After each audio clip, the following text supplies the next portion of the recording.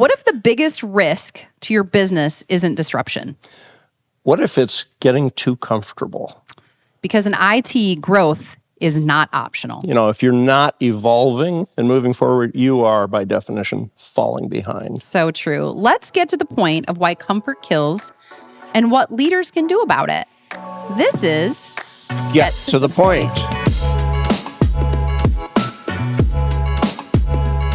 Welcome to Get to the Point podcast. It's a podcast where we chat with real IT people about real IT, and we dig in a little bit deeper into the why behind the tech that's all around us, and we try to make it a little bit more human. I'm Andy Middlemas. I'm Brandy Mentley, and today we are joined by Brandon Conkins, who is the Director of Smart Services here at High Point Networks. And I'm just going to read a little bit about you, Brandon. We'll hype you up here before we throw you into the deep end of the pool here. With 20 years of experience in channel development, operations, and leadership, Brandon brings a wealth of expertise today. His team takes a unique approach to managed services, partnering with existing IT departments rather than replacing them, providing expert support where it's needed most. I love that about you. I love that about your team, Brandon. Thank you for being here today. Tell me something good. I am big Andy and Brandy fans, so any day I get to spend with you guys is a good day. Oh, and we're big Brandon fans. Is that right? Yeah. Well, that's but other than that, it was really windy this morning. My garage door was pushed in. Oh, wow. I've never had that. That is very windy. Interesting. I don't know if that's good news. That's not. That is not good news, but it's interesting. We'll fix it later. I hate the wind. I know. This is why we should be doing this in like Jamaica or something. I'm here someplace for it. Sunny. Yeah. Next Future time. High Point podcast episode in Jamaica. Jamaica. All right. Fair enough.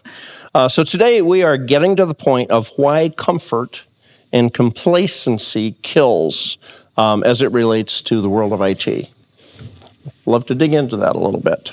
Yeah, I mean, Brandon, the concept of growing or dying is not unfamiliar to us, right? It's one of our core values here at High Point. And so, today I think we're applying this idea specifically to the technology industry and drawing from insights that you've gained from an interview. And I'd love for you to share a little bit more about that. Yeah. I think even outside of IT, there's some cool life lesson stuff to be gleaned from this. Sure are. Agreed. Yeah. Are you guys familiar with the content creator James Dumoulin? He does the School of Hard Knocks, where he does street side interviews with successful people. You guys watch? I have not, but it's on my list now. You definitely need to go out there. He'll just stop someone on the street and just be like, tell me about why you're successful. That sounds like fun. I'm a huge fan. I just learned the other day watching one of his videos that he did over 150 flights around the country in 1 year. He's the definition of hustle. And if you want to learn how to get past objections or all that, like he's got great hustle. But one interview stood out. He actually, again, he just goes up to strangers that might appear successful. And his goal is to find nuggets for the younger generation. So what is one piece of advice you'd give the younger generation? And then he tries to extend the interviews, which is really fun because, of course, all the important people are super busy, right? But he found Mike Gann, who is a CRO of Snowflake, big in the AI and data center and data warehousing side of things. And a question he asked was, where do you see the next 5 to 10 years going as it relates to the IT industry? And Mike kind of started laughing and he said, 5 to 10 years, I get 12 to 18 months at best. And I think that hits home for all of us. Yeah. I don't think we'd imagine the amount of AI that's ingrained in our business, in our now software tools.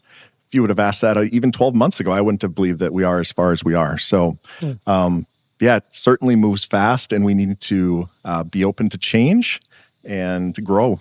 Yeah, if not, you die. 5 years is an eternity. It is. In the AI space. It's just everything's changing so fast. So let's get to the point of all this. I mean, what's the concept exactly, and how does it relate to everything we're doing in the world of IT these days? Sure. Well, I see an area where it really relates to our business, particularly managed services, where we're constantly looking to partner with best-in-breed IT vendors.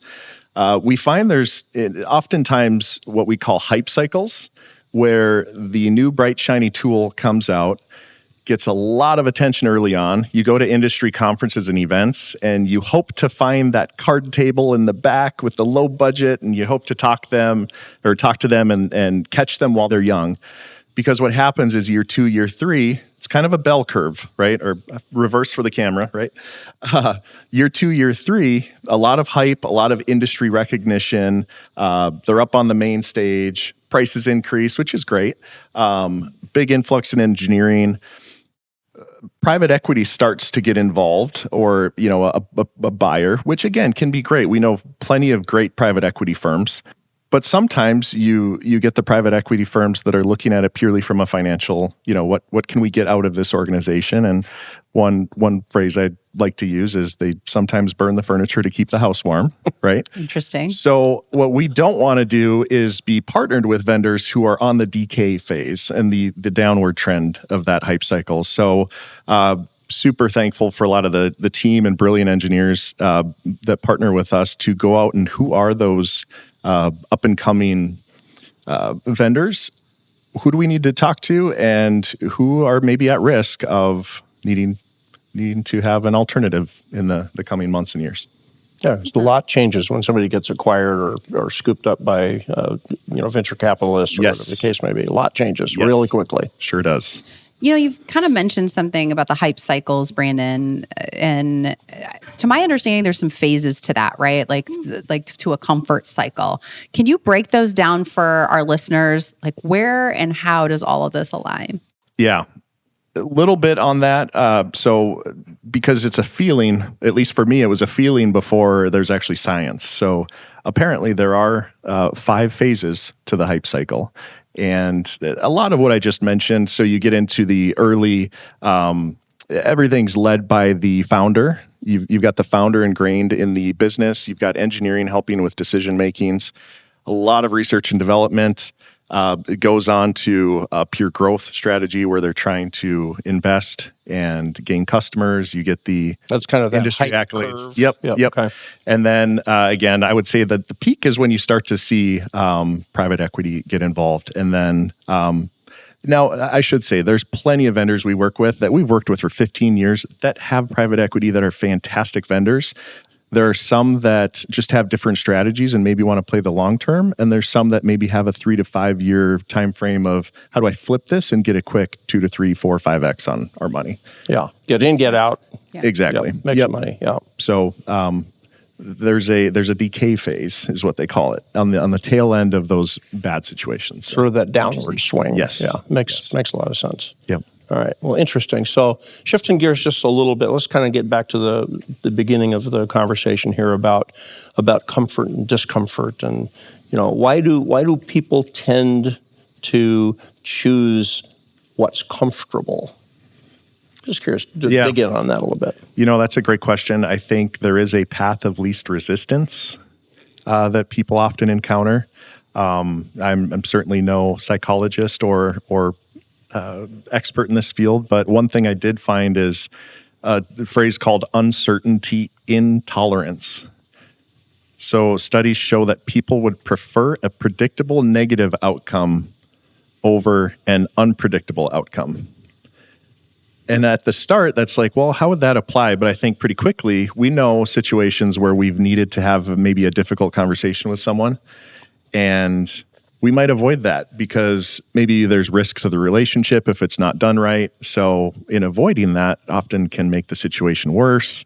We now have complicated feelings or things and situations that we now filter through our conversations with those people. So I think it's the path of least resistance, but ultimately we need to get to places where you can say, I care more about your success than I care what you think about me.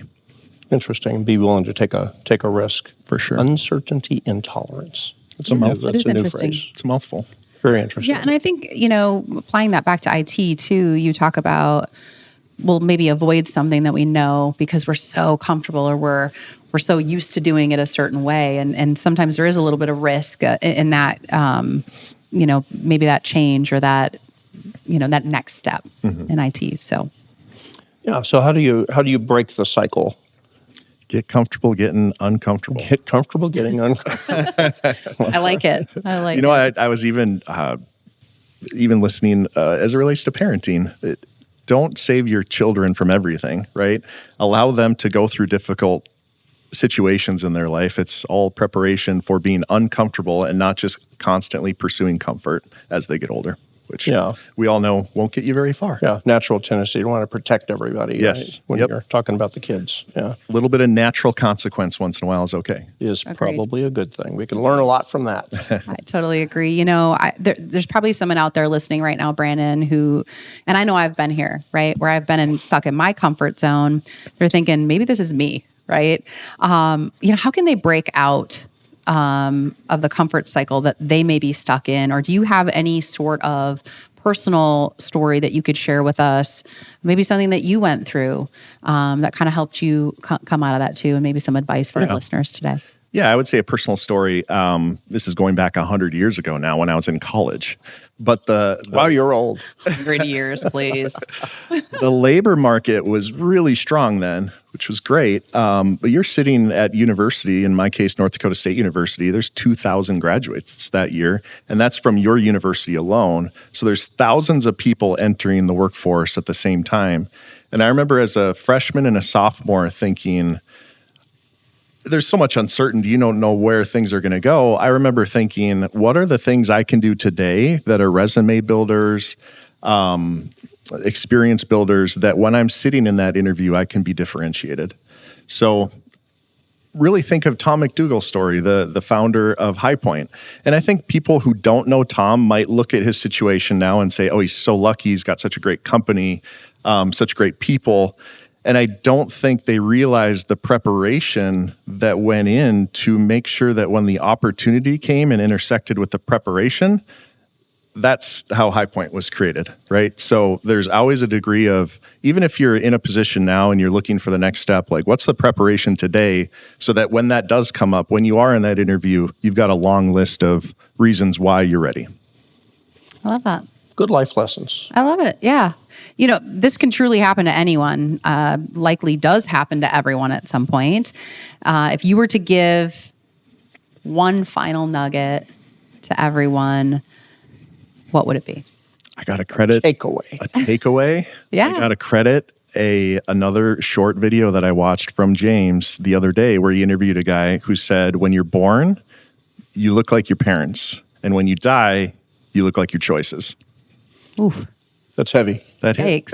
Mic drop, mom. That just gave me goosebumps. So make the choices today that you'll be proud about to look back on. We don't want to live with regret. I love that. I love that. So where can folks find out more about you or get in touch with you? I wish I could say I have an agent. I don't have an agent. No agent. Unless this goes really well, maybe, right? You may after today. No, LinkedIn is a fantastic place to get a hold of me. We can put that link in the show notes. Okay, great.